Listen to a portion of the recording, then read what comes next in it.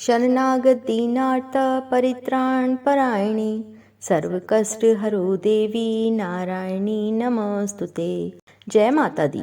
आप सबका हमारे चैनल पर बहुत बहुत स्वागत है। आप सभी को नवरात्रि की ढेर सारी शुभकामनाएं। माता रानी का आशीर्वाद आप सब पर बना रहे और माता रानी आपकी हर मनोकामना पूर्ण करें। आज आप सुनेंगे दुर्गा सप्तशती का 7वां और 8वां अध्याय। तो आइए भक्तों, अध्याय प्रारंभ करते हैं। 7वां अध्याय, चंड और मुंड का वध। पाठ को शुरू करने से पहले माता का ध्यान करें। मैं मातंगी देवी का ध्यान करती हूँ। विरत में सिंहासन पर बैठकर पढ़ते हुए तोते का मधुर शब्द सुन रही हैं। उनके शरीर का वर्ण श्याम है। वे अपना एक पैर कमल पर रखे हुए हैं और मस्तक पर अर्धचंद्र धारण करती हैं तथा कहलार पुष्पों की माला धारण किए बीड़ा बजाती हैं। उनके अंग में कसी हुई चोली शोभा पा रही है। वे लाल रंग की साड़ी पहने हाथ में शंख में पात्र लिए हुए हैं। उनके बदन पर मधु का हल्का हल्का प्रभाव जान पड़ता है और ललाट में बेंदी शोभा दे रही है। ऋषि कहते हैं, तदंतर शुंभ की आज्ञा पाकर वे चंड मुंड आदि दैत्य चतुरंगणी सेना के साथ अस्त्र शस्त्रों से सुसज्जित हो चल दिए। फिर गिरिराज हिमालय के स्वर्णमय ऊंचे शिखर पर पहुंचकर उन्होंने सिंह पर बैठी देवी को देखा। वे मंद मंद मुस्कुरा रही थीं। उन्हें देखकर दैत्य लोग तत्परता से पकड़ने का उद्योग करने लगे। किसी ने धनुष तान लिया, किसी ने तलवार संभाली और कुछ लोग देवी के पास आकर खड़े हो गए। तब अंबिका ने उन शत्रुओं के प्रति बड़ा क्रोध किया। उस समय क्रोध के कारण उनका मुख काला पड़ गया, ललाट में भौएं टेढ़ी हो गईं और वहां से तुरंत विकराल मुखी काली प्रकट हुई, जो तलवार और पाश लिए हुए थीं। वे विचित्र खड्गवांग धारण किए और चीते के चर्म की साड़ी पहने नरमुंडों की माला से विभूषित थीं। उनके शरीर का मांस सूख गया था, केवल हड्डियों का ढांचा था, जिससे वे अत्यंत भयंकर जान पड़ती थीं। उनका मुख बहुत विशाल था, जीभ लपलपाने के कारण वे और भी डरावनी प्रतीत होती थीं। उनकी आंखें भीतर को धसी हुई और कुछ लाल थीं। वे अपनी भयंकर गर्जना से संपूर्ण दिशाओं को गुंजा रही थीं। बड़े बड़े दैत्यों का वध करती हुई वे कालिका देवी बड़े वेग से दैत्यों की उस सेना पर टूट पड़ी और उन सबको भक्षण करने लगी। वे पाशर्व रक्षकों, अंकुशधारी महावतों, योद्धाओं और घंटा सहित कितने ही हाथियों को एक ही हाथ से पकड़कर मुंह में डाल लेती थीं। इसी प्रकार घोड़े, रथ और सारथी के साथ रथी सैनिकों को मुंह में डालकर वे उन्हें बड़े भयानक रूप से चबा डालती थीं। किसी के बाल पकड़ लेती, किसी का गला दबा देती, किसी को पैरों से कुचल डालती और किसी को छाती के धक्के से गिराकर मार डालती थीं। वस्त्रों के छोड़े हुए बड़े बड़े अस्त्र शस्त्र मुंह से पकड़ लेती और रोष में भरकर उनको दांतों से पीस डालती थीं। काली ने बलवान एवं दुरात्मा दैत्यों की वह सारी सेना रौंद डाली, खा डाली और कितनों को मार भगाया। कोई तलवार के घाट उतारे गए, कोई खड्गवांग से पीटे गए और कितने ही असुर दांतों के अग्रभाग से कुचले जाकर मृत्यु को प्राप्त हुए। इस प्रकार देवी ने असुरों की उस सारी सेना को क्षण भर में मार गिराया। ये देखकर चंड अत्यंत भयंकर काली देवी की ओर दौड़ा तथा महादैत्य मुंड ने भी अत्यंत भयंकर बाणों की वर्षा से तथा हजारों बार चलाए हुए चक्रों से उन भयानक नेत्रों वाली देवी को आच्छादित कर दिया। वे अनेकों चक्र देवी के मुख में समाते हुए ऐसे जान पड़े मानो सूर्य के बहुतेरे मंडल बादलों के उदर में प्रवेश कर रहे हों। तब भयंकर गर्जना करने वाली काली ने अत्यंत रोष में भरकर विकट अट्टहास किया। उस समय उनके विकराल बदन के भीतर कठिनता से देखे जा सकने वाले दांतों की प्रभा से वे अत्यंत उज्जवल दिखाई देती थीं। देवी ने बहुत बड़ी तलवार हाथ में ले हंग का उच्चारण करके चंड पर धावा किया और उसके केश पकड़कर उसी तलवार से उसका मस्तक काट डाला। चंड को मारा गया देखकर मुंड भी देवी की ओर दौड़ा। तब देवी ने रोष में भरकर उसे भी तलवार से घायल करके धरती पर सुला दिया। महापराक्रमी चंड और मुंड को मारा गया देख मरने से बची हुई बाकी सेना भय से व्याकुल हो चारों ओर भाग गई। तदंतर काली ने चंड और मुंड का मस्तक हाथ में ले चंडिका के पास जाकर प्रचंड अट्टहास करते हुए कहा, देवी, मैंने चंड और मुंड नामक इन 2 महापशुओं को तुम्हें भेंट किया है। अब युद्ध यज्ञ में तुम शुंभ और निशुंभ का स्वयं ही वध करना। ऋषि कहते हैं, वहां लाए हुए उन चंडमुंड नामक महादैत्यों को देखकर कल्याणमयी चंडी ने काली से मधुरवाणी में कहा, देवी, तुम चंड और मुंड को लेकर मेरे पास आई हो, इसलिए संसार में चामुंडा के नाम से तुम्हारी ख्याति होगी। इस प्रकार श्री मार्कंडेय पुराण में सारणिक मनवंतर की कथा के अंतर्गत देवी महात्म्य में चंड मुंड वध नामक 7वां अध्याय पूरा हुआ। बोलिए दुर्गा माता की जय, सच्चे दरबार की जय। 8वां अध्याय रक्तबीज वध। मैं अणिमा आदि सिद्धिमय किरणों से आवृत भवानी का ध्यान करती हूँ। उनके शरीर का रंग लाल है, नेत्रों में करुणा लहरा रही है तथा हाथों में पाश, अंकुश, बाण और धनुष शोभा पाते हैं। ऋषि कहते हैं, चंड और मुंड नामक दैत्यों के मारे जाने तथा बहुत सी सेना का संहार हो जाने पर दैत्यों के राजा प्रतापी शुंभ के मन में बड़ा क्रोध हुआ और उसने दैत्यों की संपूर्ण सेना को युद्ध के लिए कूच करने की आज्ञा दी। वह बोला, आज उदयुक्त नाम के 86 से दैत्य सेनापति अपनी सेनाओं के साथ युद्ध के लिए प्रस्थान करें। कंबू नाम वाले दैत्यों के 84 सेना नायक अपनी वाहिनी से घिरे हुए यात्रा करें। 50 कोटि वीर कुल के और 100 धौम्र कुल के असुर सेनापति मेरी आज्ञा से सेना सहित कूच करें। कालक, दौहर्द, मौर्य और काल के असुर भी युद्ध के लिए तैयार हो मेरी आज्ञा से तुरंत प्रस्थान करें। भयानक शासन करने वाला असुरराज शुंभ इस प्रकार आज्ञा दे सहस्रों बड़ी बड़ी सेनाओं के साथ युद्ध के लिए प्रस्थित हुआ। उसकी भयंकर सेना आती देख चंडिका ने अपने धनुष की टंकार से पृथ्वी और आकाश के बीच का भाग गुंजा दिया। राजन, तदंतर देवी के सिंह ने भी बड़े जोर जोर से दहाड़ना आरंभ किया।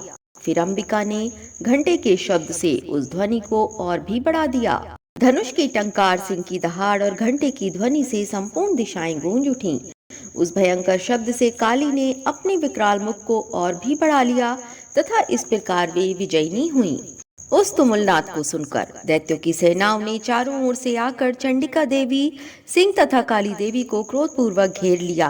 राजन, इसी बीच में असुरों के विनाश तथा देवताओं के अभ्युदय के लिए ब्रह्मा, शिव, कार्तिकेय, विष्णु तथा इंद्र आदि की देवों की शक्तियां जो अत्यंत पराक्रम और बल से संपन्न थीं, उनके शरीरों से निकलकर उन्हीं के रूप में चंडिका देवी के पास गईं। जिस देवता का जैसा रूप, जैसी वेशभूषा और जैसा वाहन है, ठीक वैसे ही साधनों से संपन्न हो, उसकी शक्ति असुरों से युद्ध करने के लिए आई। सबसे पहले हंसयुक्त विमान पर बैठी हुई अक्षसूत्र और कमंडलू से सुशोभित ब्रह्मा जी की शक्ति उपस्थित हुई, जिसे ब्रह्माणी कहते हैं। महादेव जी की शक्ति वृषभ पर आरूढ़ हो, हाथों में श्रेष्ठ त्रिशूल धारण किए, महानाग का कंकड़ पहने, मस्तक में चंद्ररेखा से विभूषित हो वहां आ पहुंची। कार्तिकेय जी की शक्ति रूपा जगदम्बिका उन्हीं का रूप धारण किए श्रेष्ठ मयूर पर आरूढ़ हो, हाथ में शक्ति लिए दैत्यों से युद्ध करने के लिए आईं। इसी प्रकार भगवान विष्णु की शक्ति गरुड़ पर विराजमान हो, शंख, चक्र, गदा, श्रांग, धनुष तथा खड्ग हाथ में लिए वहां आईं। अनुपम यज्ञवाराह का रूप धारण करने वाले श्री हरि की जो शक्ति है, वह भी 12 शरीर धारण करके वहां उपस्थित हुई। नारसिंह की शक्ति भी नरसिंह के समान शरीर धारण करके वहां आई। उसकी गर्दन के बालों के झटके से आकाश के तारे बिखरे पड़ते थे। इसी प्रकार इंद्र की शक्ति वज्र हाथ में लिए गजराज ऐरावत पर बैठकर आई। उसके भी सहस्र नेत्र थे। इंद्र का जैसा रूप है वैसा ही उसका भी था। तदंतर उन देव शक्तियों से घिरे हुए महादेव जी ने चंडिका से कहा, मेरी प्रसन्नता के लिए तुम शीघ्र ही इन असुरों का संहार करो। तब देवी के शरीर से अत्यंत भयानक और परम उग्र चंडिका शक्ति प्रकट हुई, जो सैकड़ों गीदड़ियों की भांति आवाज करने वाली थीं। उस अपराजिता देवी ने धूमिल जटा वाले महादेव जी से कहा, भगवान, आप शुंभ निशुंभ के पास दूत बनकर जाइए और उन अत्यंत गर्वीले दानव शुंभ एवं निशुंभ दोनों से कहिए, साथ ही उनके अतिरिक्त भी जो दानव युद्ध के लिए उपस्थित हो उनको भी ये संदेश दीजिए, दैत्यों, यदि तुम जीवित रहना चाहते हो तो पाताल को लौट जाओ। इंद्र को त्रिलोकी का राज्य मिल जाए और देवता यज्ञभाग का उपभोग करें। यदि बल के घमंड में आकर तुम युद्ध की अभिलाषा रखते हो तो आओ। मेरी शिवाएं योगिनियां तुम्हारे कच्चे मांस से तृप्त हों। चूंकि उस देवी ने भगवान शिव को दूत के कार्य में नियुक्त किया था, इसलिए वह शिवदूती के नाम से संसार में विख्यात हुई। वे महादैत्य भी भगवान शिव के मुंह से देवी के वचन सुनकर क्रोध में भर गए और जहाँ कात्यायनी विराजमान थी उस ओर बढ़े। तदंतर वे दैत्य अमर्ष में भरकर पहले ही देवी के ऊपर बाण शक्ति और रिष्टि आदि अस्त्रों की वृष्टि करने लगे। तब देवी ने भी खेल खेल में ही धनुष की टंकार की और उससे छोड़े हुए बड़े बड़े बाणों द्वारा दैत्यों के चलाए हुए बाण, शूल, शक्ति और फरसों को काट डाला। फिर काली उनके आगे होकर शत्रुओं को शूल के प्रहार से विदीर्ण करने लगी और खड़गवांग से उनका कछुमन निकालती हुई रणभूमि में विचरने लगी। ब्रह्माणी भी जिस जिस ओर दौड़ती उसी उसी ओर अपने कमंडलू का जल छिड़क कर शत्रुओं के ओज और पराक्रम को नष्ट कर देती थीं। माहेश्वरी ने त्रिशूल से तथा वैष्णवी ने चक्र से और अत्यंत क्रोध में भरी हुई कुमार कार्तिकेय की शक्ति ने शक्ति से दैत्यों का संहार आरंभ किया। इंद्र शक्ति के वज्र प्रहार से विदीर्ण हो सैकड़ों दैत्य दानव रक्त की धारा बहाते हुए पृथ्वी पर सो गए। वाराही शक्ति ने कितनों को अपनी थुथुन की मार से नष्ट किया, दानों के अग्रभाग से कितनों की छाती छेद डाली तथा कितने ही दैत्य उसके चक्र की चोट से विदीर्ण होकर गिर पड़े। नारसिंही भी दूसरे महादैत्यों को अपने नखों से विदीर्ण करके खाती और सिंहनाद से दिशाओं में आकाश को गुंजाती हुई युद्ध क्षेत्र में विचरने लगी। कितने ही असुर शिवदूती के प्रचंड अट्टहास से अत्यंत भयभीत हो पृथ्वी पर गिर पड़े और गिरने पर उन्हें शिवदूती ने उस समय अपना ग्रास बना लिया। इस प्रकार क्रोध में भरे हुए मातृगणों को नाना प्रकार के उपायों से बड़े बड़े असुरों का मर्दन करते देख दैत्य सैनिक भाग खड़े हुए। मातृगणों से पीड़ित दैत्यों को युद्ध से भागते देख रक्तबीज नामक महादैत्य क्रोध में भरकर युद्ध करने के लिए आया। उसके शरीर से जब रक्त की बूंद पृथ्वी पर गिरती तब उसी के समान शक्तिशाली एक दूसरा महादैत्य पृथ्वी पर पैदा हो जाता। महासुर रक्तबीज हाथ में गदा लेकर इंद्र शक्ति के साथ युद्ध करने लगा। तब ऐन्द्री ने अपने चक्र से रक्तबीज को मारा। तब वज्र से घायल होने पर उसके शरीर से बहुत सा रक्त चूने लगा और उससे उसी के समान रूप तथा पराक्रम वाले योद्धा उत्पन्न होने लगे। उसके शरीर से रक्त की जितनी बूंदें गिरी उतने ही पुरुष उत्पन्न हो गए। वे सब रक्तबीज के समान ही वीरवान, बलवान तथा पराक्रमी थे। वे रक्त से उत्पन्न होने वाले पुरुष भी अत्यंत भयंकर अस्त्र शस्त्रों का प्रहार करते हुए वहां मातृगणों के साथ घोर युद्ध करने लगे। पुनः वज्र के प्रहार से जब उसका मस्तक घायल हुआ तब रक्त बहने लगा और उससे हजारों पुरुष उत्पन्न हो गए। वैष्णवी ने युद्ध में रक्तबीज पर चक्र का प्रहार किया तथा ऐन्द्री ने उस दैत्य सेनापति को गदा से चोट पहुंचाई। वैष्णवी के चक्र से घायल होने पर उसके शरीर से जो रक्त बहा और उससे जो उसी के बराबर आकार वाले सहस्रों महादैत्य प्रकट हुए, उनके द्वारा संपूर्ण जगत व्याप्त हो गया। कौमारी ने शक्ति से, वाराही ने खड्ग से और माहेश्वरी ने त्रिशूल से महादैत्य रक्तबीज को घायल किया। क्रोध में भरे हुए उस महादैत्य रक्तबीज ने भी गदा से सभी मातृ शक्तियों पर पृथक पृथक प्रहार किया। शक्ति और शूल आदि से अनेक बार घायल होने पर जो उसके शरीर से रक्त की धारा पृथ्वी पर गिरी, उससे भी निश्चय ही सैकड़ों असुर उत्पन्न हुए। इस प्रकार उस महादैत्य के रक्त से प्रकट हुए असुरों द्वारा संपूर्ण जगत व्याप्त हो गया। इससे उन देवताओं को बड़ा भय हुआ।